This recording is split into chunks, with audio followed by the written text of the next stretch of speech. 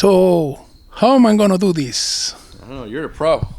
I'm not the pro. You know what's funny? I feel kind of like awkward because this is like the first interview in English. In English? Oh, man. Well, you need more of those then, so I can understand it. Listen, we've been trying to do these interviews with the subtitles on the bottom. Yeah. But when we translate from Spanish to English, it's not the same. Spanglish, that's why. Listen, it's the way Puerto Ricans talk. You know. No, I get used to it. I'm good with it. So anyway, Fill in blanks. for you guys that don't know, here's the man himself, Mike Carbone, sole owner and operator of Mike MPH Fabrication in New Haven, Connecticut. Yeah, that's me. Right here in North Haven. Been here since 05. 05. 05 we started, yeah. Yep. You know what's funny? Earlier today, I got to ask you something off camera, like something that I didn't know. So let's try to Bring it back a little? bring it back a little bit. All right, where do you want to go? How far back do you want to go? I want to go once again. What makes you fall in love with the sport? Well, that's a tough question. I mean, as a teenager growing up, we're all in the cars. That's just what we grew up in at that time. I started off off-roading trucks and stuff. My first car was a 1970 Chevy K10 pickup truck, lifted. We used to go mudding every weekend. It was a blast. Get a little older, you want to, do a little different things. I was 18 at the time. I bought my first Camaro, and after that it was a wrap. We used to go racing up at the Brone Turnpike. Me and my buddies, we used to all go out all the time, and it was that was the falling into this world. Once I got into that, a 4-speed little 327, we would rev up to like 9,000 RPMs back then. It was cool, all that stuff, learning stuff, blow it up, fix it, next weekend go out, and that's where it really all started. In my driveway with all my buddies, and it's like a family thing. It's a family thing, and it gets everyone together. And you and I grown close over the years from that, and that's what's so great about this sport. In the community, In the community, because if it's something that most people don't know is that you, along the years, you have helped a lot of guys, and you have built a lot of cars for numbers of people. Yeah, we built a lot of cars for people all around the world, really. We have cars in Hawaii I did a Corolla for, and RX-7 over in Malta. But a lot of state cars, a lot of Jersey cars, and I'm a domestic guy by heart. You would never think that. People that know me, I do a lot of imports, but yeah, right. That's why you pick up an 87 for your Corolla that I drive. I was just, I started off with the V8 stuff, and then I was always intrigued with the whole import community because it was so new back in the late 90s, early 2000s. Nobody knew what it was. Let me ask you something. How many times you got spanked by one of them little Japanese cars? That's why I had to go on the other side, right? No, back then we barely even see them. I mean, I remember the Brone Turnpike racing. I remember the first import I saw was a Volkswagen Rabbit, and it had a European license plate. It said I eat 5.0s. And I'm like, we're all like, who the hell is this guy? All this stuff. And I'm looking at this thing going, what? Now, I didn't like Mustangs at the time either, so I didn't care. So we would all meet a couple spots, and he raced against a 5.0 right there, and he lost his shorts. I tell you what, the 5.0 ate him up. But it was impressive. That was the first really import I seen. It was probably 1999, I would say. And it had to be a German car. Yeah, yep. It was not even a real Japanese car like this one behind us. Right, yep. So, but fast forward a little, seeing these cars come out. We used to go to NHRA Sport Compact and Nopi events all the time, and that just blew me away. What these 6-cylinders and 4-cylinders can do just blew me away. And I like different stuff, and that's what got me into that side of this drag racing world. Now, before we get into the drag racing side, because now you said it too, you are a muscle car, American built car per se, and I know for a fact because I have seen it. I'm fortunate enough to be friends of yours. Yeah. Bunking. Yeah. But I know that you have built Bigfoots too. Talk to me about that. Yeah. We built a couple monster trucks for Toyota Wallingford over here, just the next town over, and that was really interesting because I started off in off-roading, so I like that kind of stuff. So they came to me probably like 8 years ago to build their first monster truck, and then we did another one for them about a year and a half ago. And those are on display. You guys go check them out anytime. They're right on Route 5 in Wallingford, and yeah, that was a cool project. That was a fun, something a little different. My mind got to keep going all the time, so I like changing it up once in a while. I wouldn't want to build those things all the time, but I love doing them once in a while for sure. Get my mind stretched. But it's amazing that you are able to and capable of doing things like that. Yeah. Now, having said that, can you please tell us a little bit more about how did you started building per se, fabricating per se, and what is your background and where exactly do you come from? Because you told me, but I just wanted to try to absolutely get it back for the camera. Yeah, sure. So, first I started building out of my parents' house, of course, as any teenager started, any musclehead or gearhead started off as. And then when I got that Camaro, I really wanted to build drag cars. That was my passion. And I wanted to learn how to cages and back halves and stuff like that. So at that time, it was in the late 90s, Wyoming Tech had a chassis division that they had over there. So yeah, so I actually built a 1986 Chevy pickup truck, put my Camaro motor in it, and drove across country with my buddy Rich, and went to school out there. Had a great time, learned a lot. We learned how to back half a car. Plymouth Valiant, I back half. My buddy's from California, so I did that. Was the first thing I did, hot rod wise. And then once I graduated out of there, I went and had an interview at Moroso Performance. I think it was late '99, early 2000, and after that was a wrap. It was awesome after that. I was got my feet wet. It was a small chassis shop over there. Rick Moroso, the owner, awesome guy, took me under his wing. I learned most of my stuff there. Right, because you learned the practical over there, right? But then over here you got to learn from. Yes, and I was with some good, talented, a whole shop full of talented people over there, so I was able to really absorb everything in and build some cool stuff over there. So that's how you met my man Rafi. Yes. So Ralph Fuentes, Auto Authority, as a lot of people know, local people know, he was in the R&D department. And I was in the chassis shop, so that's when I met Ralph, and I've known him ever since. He tunes my car, and we do work for each other all the time. He has a dyno in where my car just was, which you'll see in the video. And that's how we hit it off then. And he introduced me into the import scene too, because I didn't really know much about imports back then. So he definitely got me into that side of the world.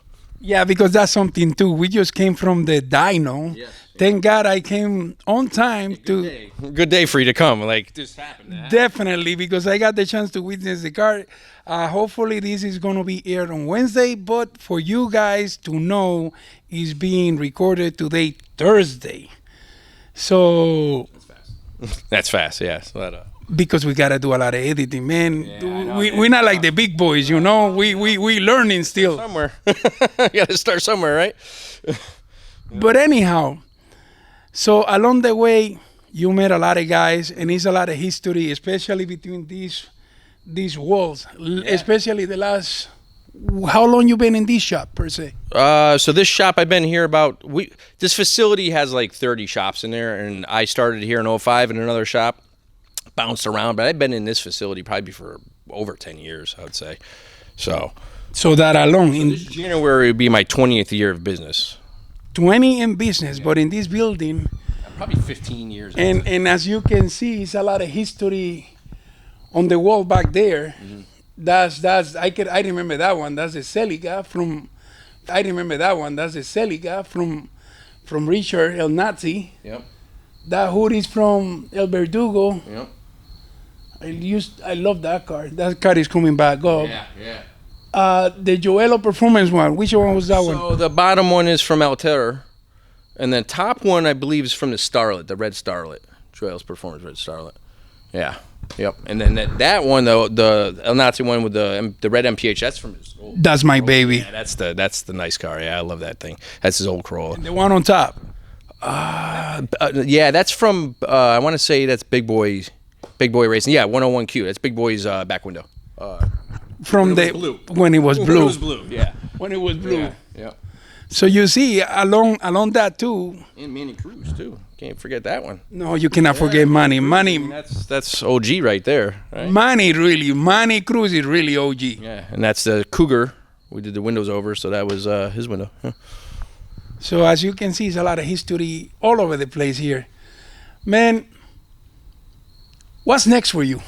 Oh God, that's a tough question. Try to go as fast as I can in my own car. I finally got my radial import, which you don't see too much, especially around here, popping off. And we did a bunch of changes this winter, or last winter, and we just got it off the dyno. We got a lot of, like I said, a lot of changes. So we're going to try to test it before World Cup coming up in November. And I just pray for the best. I hope we do really good there, and I want to push it hard. That's my plan. One can only hope, because I'm dying to see that one. I'm going to try to make the three events coming up, and that's the last one out of the three. So hopefully I won't be too broke to make it. But yeah, right. I know it's an expensive game for sure. Listen, hey, you gotta go to Pennsylvania, then you gotta go to Orlando. Yeah, Maple Grove is next week. Yep.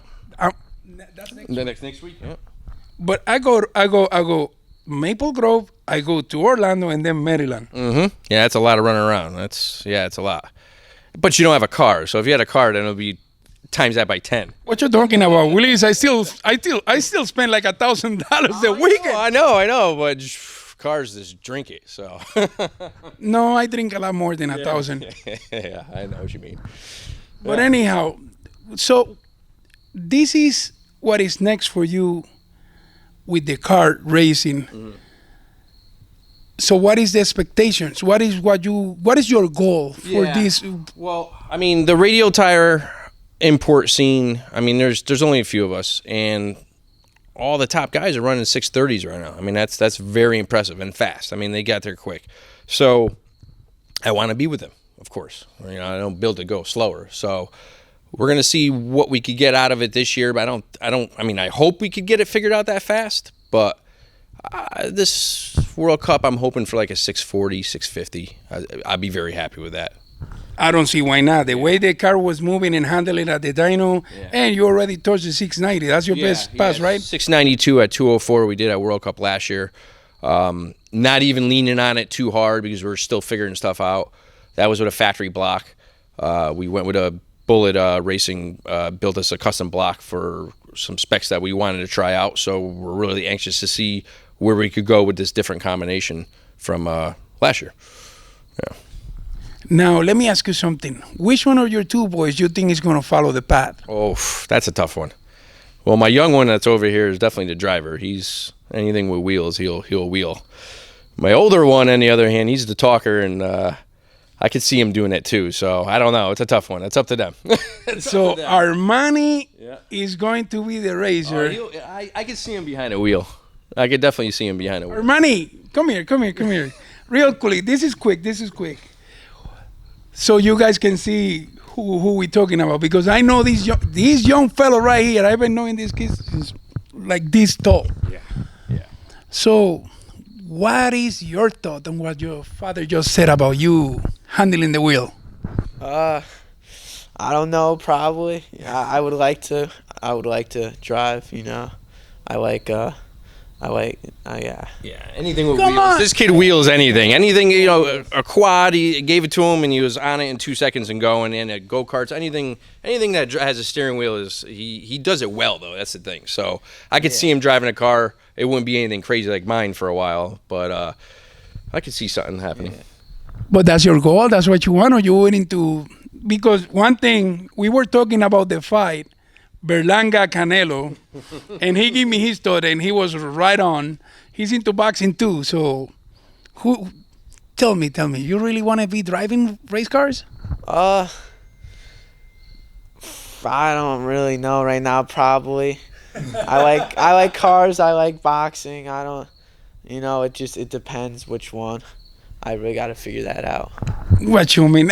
Man, you got the whole world ahead of you. You're only 14? Yeah. Yeah, he's got good moves in the ring, so I gotta give it to him, man. He's very talented in the ring, and I'm anxious to see how he does with that because he has a big passion in that. But my passion for cars, he has in boxing. So Yeah, I have a huge passion in boxing, Yeah. but I like cars too. So it depends. It could go either way. Now, How proud you are over your dad? Very, very proud. proud? Yeah. Good, man. I like that. Anyway, thank you. And Mike, once again, thank you for having me. Absolutely. Thank you for opening your doors to Mundo Racing 1320, and I truly appreciate it. Yeah, heavy. I'm known glad you a to- long time, man. This is awesome. You know that you got this thing going. It's good for the community, especially the local. A lot of people they see our cars at the track. A lot of these cars I build, but they don't know the background of it. We don't have a bunch of tracks around here, unfortunately. We're in Connecticut. Connecticut's a great state, but not for racing. A lot of racers here. So we got to go to, Epping, New Hampshire, Lebanon Valley, New York. Now 2 tracks closed in Jersey. So now where we got to go? We got to go further south, and that's like the worst because all the tolls and everything. Us racing is traffic crazy over there. So it's like it's tough. So a lot of people don't know how many racers are here, and this is great. You bringing these racers out and people knowing about that. It's Because awesome. there are a lot of races A lot of diehard racers around here. I mean, if they ever opened a track in Connecticut, be over. We do. I mean, It would be amazing. you do nothing but imports here too. Not only muscle cars, Yeah, but you got imports. Yeah, we do a lot of. I get it's weird. I get waves of cars through here. I'll have 5-6 Camaros in here, with like 1 import, and then I'll have all imports and no domestics. So it's weird how it works. I got a good question for you. What do you got? Which one has been the fastest car you have built so far? Ooh, I would probably say Rob Goss's Challenger. That's a 380 car in the 8th. I mean, that's wheeling. I mean, that's fast, and that's a small tire car. That's flying. That's the fastest car I built from scratch. I mean, there's a lot of cars I built that are fast, but one I completely built from scratch is probably the one. Which one has been the fastest import? Ooh, I don't know. Let's see. That'd be Ralph's Celica 660, the 71 Celica Caran Racing. Yeah. Dang it! I thought that my man Nazi would have been right up there. Yeah, he's up there. Yeah, he's up there. He's 680, right? 682, I want to say. Yeah, so he was. Yeah, because He you was on a guys. good path. That was the first time he ran 6s too, so he was just going to continue. But unfortunately, Things happen for a reason. Yeah. But for you guys that don't know, the car, both of them, the Candungo and the Celica, they came from this shop. Yeah. Yep. Yeah. That was it was fun projects. Those two, and Nazi's car we did like 3 times because we first built that for another the original owner, Tacoma. And Nazi crashed that car, and then we ended up building it for the 2J. Nazi flipped that over, qualifying for Pan Am's, ran a 7.0, I want to say, on his roof. Yes. Stayed in the lane, so it counted. We rebuilt it in like a month and a half and showed up for Pan Am's. That was. And that was a tough one. I remember that was a because tough one. And that's the window from it right there. Is the scrape marks from it teetering upside down. So that was interesting, needless to say. Yeah. definitely. Anyway, once again, man, thank you. Appreciate Yeah, you. absolutely. Thanks, Armani. Thanks for opening the doors for got it, us. man. And Anytime. to the next one. All right, bros. Llévatelo.